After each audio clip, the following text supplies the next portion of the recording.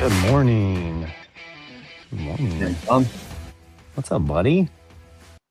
I came to sit down here, and Hazel popped up behind me and scared the shit out of me.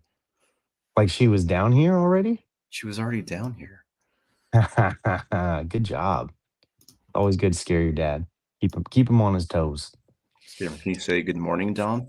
Mm, Can you say good morning, Dylan? Do you know that No. your name's Dylan? If you were What? a boy, we probably would have called you Dylan. Can you say Dylan? mm, Dylan. Good Dylan. morning, Dylan. Good No, morning, Hazel. Good morning, no. Jason. Well, it looks like it's just two Turners and a Dom. Set up for a really good joke. Oh, Happy Friday. You happy look cool. Friday, dude. Got your little warm workout in. I got my little workout in. Yes, sir. Yeah. Not necessarily cold.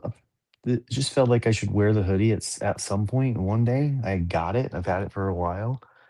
But, when you get a hoodie in the summer, like, when do you actually wear it? So, Yeah. I I'm Scooba, still what's up, waiting for bud? my green T-shirt to like break in, so it's a little bit more soft. I don't know if that happens. So I want to wear it. Oh, It's just like slightly mm, too thick. It's like there's not very many things that I get annoyed at the texture of, but like super thick T-shirts, I don't like. oh, gotcha. Yeah. Well, if we ever make more, I'll fix that. Yeah. Well, it's Friday. I'm kind of thankful for that. We got break coming up, and we get to play students versus staff volleyball today in the morning for assembly. And Oh, how fun. if there's anything that I became a teacher for, it's for demonstrating my athletic prowess against 13-year-olds. So today's It's for going to go. spiking the ball in a 13-year-old face that's been talking smack all year. I'm going to bring rain down on them. I'm going to show them that height does matter. Yeah. Height, age, and experience will always overtake youthful nonsense. How you feeling today? Me, I'm feeling good. Despite a major like meltdown yesterday on Brooklyn that I have to recover from and repair today. Hmm. Despite that, I'm feeling good. So No we'll way. work on that in the morning, and it was a good day, but it just got a little rough. Like it's same thing we talk about all the time. Like it gets a little rough towards the evening, man. Energy's down.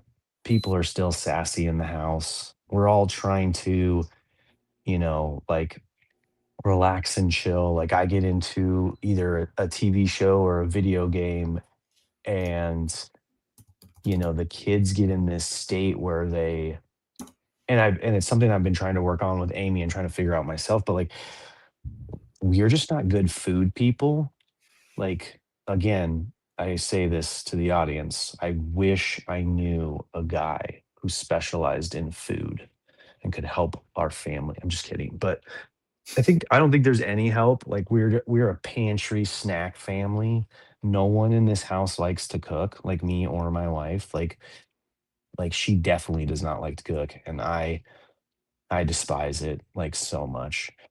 Um so our kids just kind of like roam around in the kitchen like hungry, even though it's like full of like everything that they always eat. And that wasn't what happened last night, but it was just part of it. It's just part of that, like in that relaxing evening hour. Like we just don't, there's no dinner routine. It's just shenanigans. So you had was it more of like the heat of the moment type breakdown? Pretty sure Blaze is a foodie. Um, Yeah, yeah, it's I think Blaze is our nutritionist. yeah, right. Yeah. I think I had talked about it the other day. It's like Brooklyn and me have been like having some trouble with the fact that this is going to be like, it's really weird to say this phrase, but the fact that like when I'm around her, it's like a weird bodily signal that I need to pass gas. And then she hates it. So like on the short car drive home, I don't know why, but my body just tends to release. And so she'll be spraying this fragrance all over me, and I hate fragrance. And then so we'll just get into like a little tiff in the car ride home.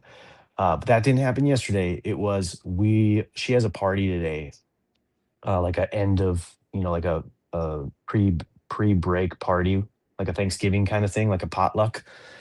And we are gonna make monkey bread. So I got all the ingredients, and she's like, "Dad, we got to make it." And I'm like, "Okay." So I go over there, and as I'm grabbing a pan, I let one rip, and she just sparks off with attitude, like like really hard. And so I fired right back, and it just didn't go well.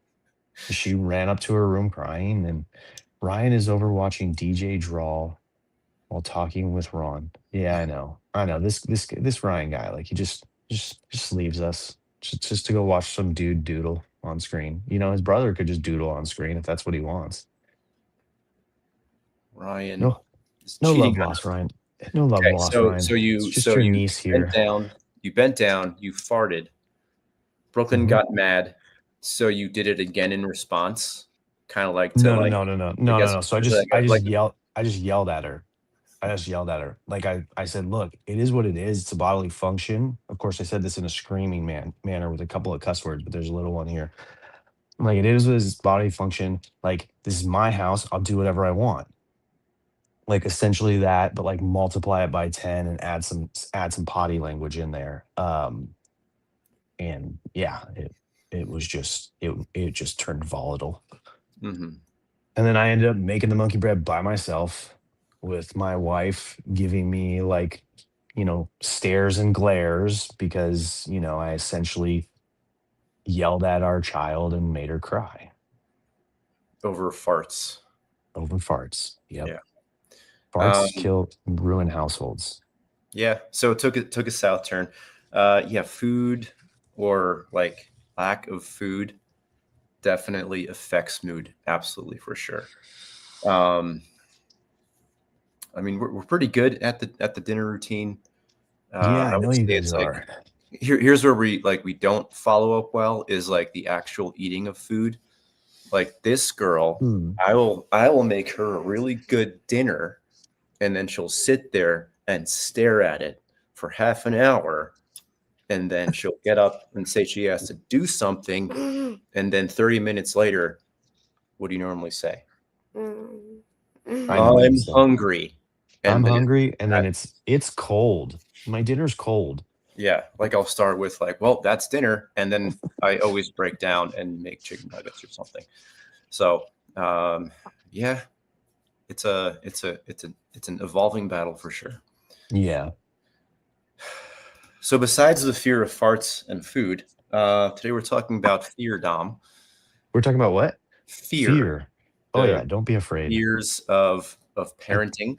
I think we're talking Um, about courage, actually. I think we're talking about the sorry, opposite of fear. courage. You're right. Yeah, we are courageous. Um, well, I read it last night, and then I woke up, and for some I was thinking about more fear, less courage. Mm. I guess generally I have courage usually, um, but the fear part is what stuck with me, and I was really trying to think of what I'm fearful about being a parent, and barring like like life threatening illness or Mhm. injury. um I think most of my fears are irrational. Like I don't like to vocalize fears because I have the superstition that they come true, and I'm already feeling like itchy and scratchy about saying this stuff. But it's like a good example is I got home late last night, and I opened up the garage, and I sat there for a few minutes. I was answering an email, and before I started pulling in, I was like, wait a minute. What if Hazel like ran out to the garage and is hiding in front of the truck, ducking down to surprise me, but I Yeah. pull in and run over her? Like those are the things that like I'll wake up at like 1 o'clock, be like, oh Don't God, do that, Hazel. oh, I'm so glad that didn't happen. I know you. Don't touch that. Okay, that's still wet. Um, but like I was really trying to think of like what are the things that I'm actually scared of, and I guess like the fear part was overtaking the courage part. Um, like when I'm thinking about the courage part, I would say it's usually with like how to break into a conversation with my girls about like an important topic or something that maybe they're stressed about. Mhm, mhm, I mhm. don't want to mess it up. I don't want to scare them away from like bringing things up. A few days Yep. ago, I brought up that like me and my 12-year-old were kind of scrolling. Morning, Jay. How's it going? Um, Another J. I was scrolling through Kira's phone in front of her because I was trying to look for something, and like spooning came up, like cuddling. Yep, yep, yep. Pretty I sure it remember was that. the adult version of spooning, but I was like, well, in my head, I'm like, well, this could probably be a conversation. So, like, my conversation was, well, I was like, do you know what spooning means? And where did you learn about it? And I didn't I didn't want her to feel like she was in trouble or that I was like scared or concerned. Mhm. Like, well, if you have any questions, you can always come to me or mom. And like what I wish I had said was, I'd much rather you ask me and mom than ask the internet. But Yeah, then we had a conversation immediately after that. We were like, well, if we were 12, 13 years old, we probably would have done the same thing, you know? probably. Yeah, I mean, definitely, actually. Like, what is even I think even as hard as we try to be better parents, um, I'm thinking about the difference between our parents and us as parents, like striving to be better, even if it's 1%. It's still just such an awkward thing. Like you could be the best parent in the world and like the most open and trusting and friend type of parent in the world. I still think it's uncomfortable for a teenager to just ask that question or just come up to you and be like, look, I know this is awkward, mom, dad, but I really want to know about sex. Like that just like spooning, kissing, anything like that. Like that feels like that just has to be one of the more awkward things. It's almost along the lines of like, a dad talking to his daughter about the menstrual cycle. It's those things. Like if they have the internet and if they have, like we were talking about, if they have a restricted version of it and you can make sure that they're not getting all those websites that we would get if we typed in spooning or other things, um, then I think the internet's a pretty good place. It's like researching. I mean, you'd say a library, but that's probably pretty uncomfortable for a kid to walk into the library and grab a book on that kind of stuff. Oh, Well, good morning. I got visited by two girls this morning. Is What there is some going sort on? of time change we don't know about? Are you guys excited for Thanksgiving break? It's the They're last like day of school. You excited for they're that? like, let's get this over with. Yeah, we are. I have. Oh, we got a wiggly tooth. Are we putting Ooh, that away? fun. Really? It'll probably be a Thanksgiving tooth. Yeah, that's not loose yet. It's coming out right in the pumpkin pie. Yeah. Yeah, if my girls came to me and asked me those questions, I would actually be relieved because Mhm. like yeah, like the conversation might be awkward, but to me that's like okay, I've succeeded in Yeah. being a comforting person to ask questions. Yes. I think from our side, that's how it would look. I'm just saying, like from their side, I feel like it's just ripe with awkwardness. Oh yeah, I'm And so it's more along the lines of like if you want to tie the reading into it, it's like them having the courage to come and face their fears and talk to us about an awkward conversation. And our job is to try to make it make ourselves available, like you talked about, uh, and kind of stamp out the fear and give them that, courage over time of being able to just have those conversations. And a lot of it boils down to, those moments where they do something wrong and their instinct is to hide it or cover it up. And and our instinct is to yell and punish. And we do our best to say, look, if you just tell me the truth, that's all I want from you. And it's like in those little moments throughout their childhood, you know, creating that bond of them being able to have open conversation and us not fly off the handle or get mad or, blame them or shame them in any way, then that'll lead towards them being teenagers and being able to openly talk to us about stuff like this, either before it's happening, which is the preference, while it's happening, or after it's happened. But in any way, shape, or form, right? Like we'll take what we can get. Yeah. I feel like this would be a good question for David. I have not seen him. I have not seen his name And I pop. was going to text him this morning, but I got sidetracked with something. Can't forget. Can't remember what I got sidetracked with, but I feel like we keep teasing him with like coming on in the morning, and then we never do it. Sorry, Dave. yeah, if you're listening. I know. We've been teasing a lot of people. Yeah. It's like at some point, I'm sure you guys want to listen to somebody else talk in the morning. What do you want from me? Are you hungry? Okay, go upstairs. I'll be there in a second.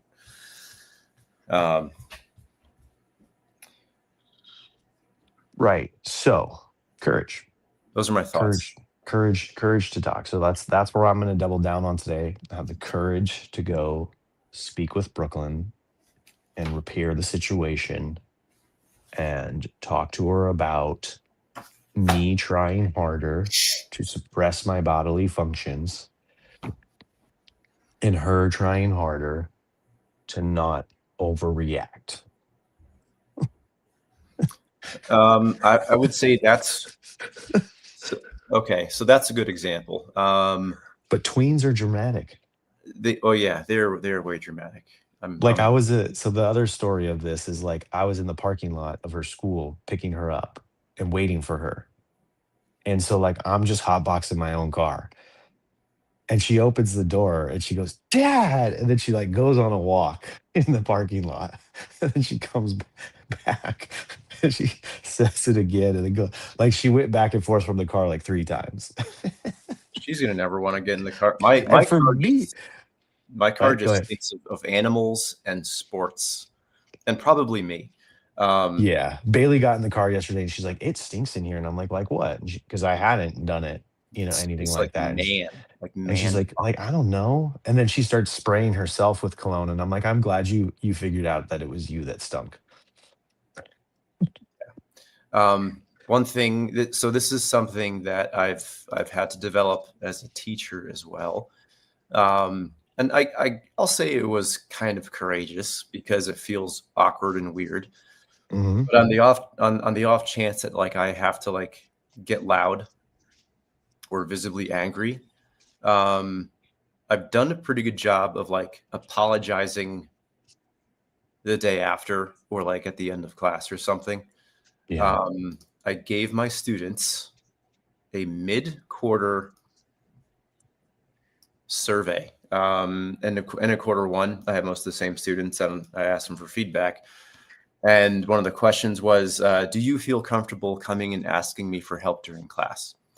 And Yeah. for the most part, it was yes, but there was like a few students who were like, not all the time. Like they don't feel comfortable asking for help. And that was something that I was really wondering about is like, why with these Mhm. students, are they afraid? What have I said before? There was one kid that said that he's tired of me picking on him, Oh, okay. but that was probably like an over sprinkling of sarcasm, So like that's something I apologized for to him yesterday. I guess I'd say in like the last few years, I think apologizing has something that's kind of taken a little bit of courage to do, Yeah. especially when you don't mean it. Okay. Yeah. Like when it comes across as an insult or when it comes across as berating. And me and Kristen have said this, or Kristen and I have talked about this, where she said like, hey, like sometimes you're just like, you're too sarcastic. You're really Mhm. biting. Like, yeah, you're witty sometimes, but it's just like, sometimes it's too much. Yes. And I would, and there were times when I would do that in public, like self-depreciating couple humor or Yep, pointing out I'm guilty of flaws that for sure. in a Yep, way. yep, yep, yep. You were talking about how you're with your friends a few days ago or last weekend, and you kind of vented some things that were on your chest that you hadn't gone out. Yeah, That's what I like. I would do that too, but like it never improves the situation, right? Like it yep. might feel Well, really good at first to get it off your chest, but then it's like, well, now I got to go home to it, and it's just us, and I we either go to bed and don't talk about it and keep it in our chests forever and just yeah, absorb the pain, or yeah. Like I or was we gonna say, talk. like you said, saying the word, like like the sorry, the apologizing, the whatever, like really saying it, whether you mean it or not, like whether you can like find a little like find some way to get yourself to mean it, or just see like just switch it into the other person's perspective. Like, okay, you're not sorry for what you said because it was stuff you vented and had to get off your chest, but like, I'm sorry for the way it made you feel. Like, I'm sorry that it came out in that way in front of our friends. Like, I've been finding a lot in work that if I apologize for things, it really does diffuse the situation, like with a client. And then yesterday, Amy had an altercation with our dentist where she had a dental appointment for her and two of the kids. She was exhausted from the concert the night before, so she didn't wanna go. And then both kids, when I picked them up from school, I told them that they were gonna go to the dentist, to let them know, and they both started whining about it. So they show up to the dentist and they're like, "No, you didn't confirm your appointment." So we took you off the schedule, and she just had like the two ladies at the reception desk were just very much like just saying no, you didn't confirm, instead of saying, oh, we're so sorry for the confusion. And like at the end of the conversation, Amy literally like in fumes, and she retells it like, and Bailey was there, so Bailey got to see like her mom get like really spicy and agitated with another person. Hmm. But at the end of it, Amy's like, look, you guys need to just apologize. Like, I didn't make a mistake. Like, you guys changed your policy, but you're sitting here blaming me when it's your fault. And like, and so then the manager calls her later, and the first thing the manager said was like, I'm so sorry for for everything that happened. Like, and just right then and there, like Amy calmed down, like instantly. So, yes. Team chat, why y'all dead? Where you at, man? These people. Jay, you still here? I'm still here. No, I meant the other Jay. Oh, I was just had something to show him for a second, but yeah. it's okay if he's Sleepy not Friday. here. That's good. It's a sleepy Friday. Dylan's It's on his fine. commute. He's hanging. Jay, look, okay. Jason says he's here. Jason, look what I got, dude. Still in the wrapper, buddy. Like that. I'm This is excited. Jason. This is Jay's character, the fearless fairy. So, Oh, okay. and these have become more rare because there wasn't that many of them produced. I'm sure Jay's ripped through like Jay, how many of you ripped through? Like, tell us honestly. Like, are you up to 100? I don't think you are. I think maybe like 10 would be my guess. Thing. Never rip it ever. Dom. I'm saying I'm excited for you in the same way that I would say, I'm sorry you were offended. Yeah. I've not made that emotional connection to the ripping of past packages, but I'm glad you guys. I lost it honestly because I got all this stuff a long time ago, and then the kids and I ripped it, and they had a great time. And then we do these like the little minis. I don't know if you've seen them, but the little squishies that are in the balls. So I get those every time the new season comes out.